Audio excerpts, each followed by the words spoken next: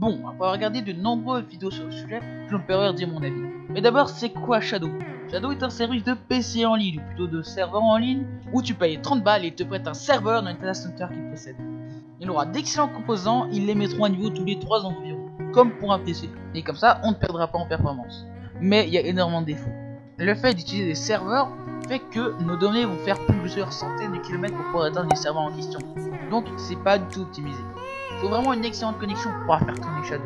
Comptez 150 mégabits par seconde. C'est énorme.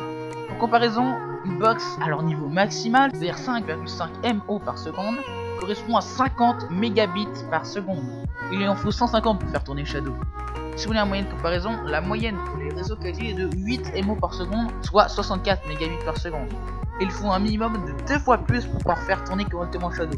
Là je parle de correctement, Il faut vraiment avoir une connexion de folie pour pouvoir faire tourner en ultra tous les jeux qu'on possède. Comptez au moins d'être à 2 km du premier serveur Shadow et d'avoir la fibre. Là vous pouvez atteindre les 300 mégabits par seconde, avec un téléchargement de 20 MO par seconde, c'est juste énorme. Bon, à part ça, il y a pas mal d'autres problèmes aussi.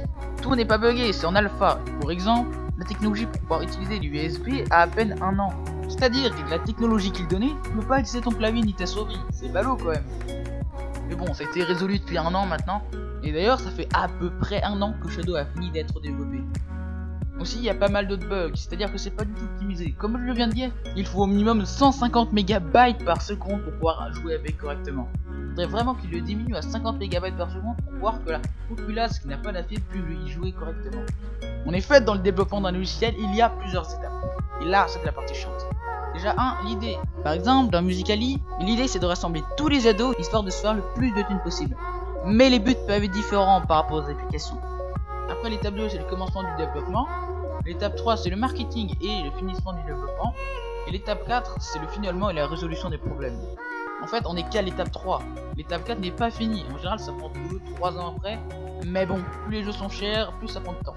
Et là, on parle de logiciel, mais c'est aussi pour les jeux vidéo. Bon, au final, qu'est-ce que j'en pense de Shadow? Shadow est un truc révolutionnaire. Ça a quand même 1 an et Nvidia a commencé à en faire il y a quelques mois. Mais il y a exactement les mêmes problèmes. Bon, j'espère que dans les années prochaines, ça va vraiment se démocratiser. C'est-à-dire vraiment révolutionnaire. Sous l'effet d'emmener une petite box et que ça soit vraiment ultra puissant, ça pourrait être une très bonne idée. Bon, moi j'ai d'autres vidéos à faire. Moi je vous dis salut!